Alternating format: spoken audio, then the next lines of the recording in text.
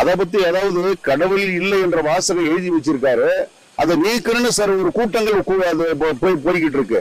அதை பத்தி எல்லாம் பார்க்க கூடாது. ஏன்னா திராவிட நாடுன்னு சொல்றதே ஒரு கூட்டம் ஏத்துக்க மாட்டேங்கிறது, பொறுக்க முடியல. ஏன்னா இது திராவிட நாடு சொல்லித்தான் ஆகணும். அவர் வகுத்து வச்ச பாதை, அவர் போட்ட விதைகள் தான் இன்னைக்கு முளைக்குது. இன்னைக்கு நாம எல்லாம் இருக்கிறோம் இன்னைக்கு.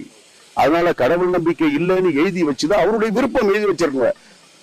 கடவுள் நம்பிக்கை உள்ளவங்க பாருங்க, இல்லாதவங்க விட்டுடுங்க. அதை எடுக்கணும்னு சொல்றதுல யாருக்கும் உரிமை கிடையாது. எந்த கோர்ட்டுக்கு போனாலும் உண்மை இதுதான், இருக்கிறவனுக்கு இருக்கு, இல்லாதவனுக்கு இல்ல, அவ்வளவுதானே. அது எந்த கோர்ட்டுக்கு போனா செல்லுபடியாது. அவரு வகுத்து அவரு எழுதி வச்சிருக்காரு. அதை நீ ஏன் பாக்குற? கடவுள் எங்க உனக்கு இருக்கிறன்னு சொல்லிட்டு கடவுளை பாருங்க, அதை ஏன் பாக்குறீங்க? அப்போ நோக்கம் என்ன?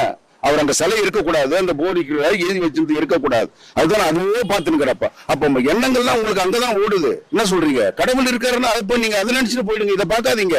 அது பாக்குறவங்க பாக்குறாங்க, ஏத்துக்கிறவங்க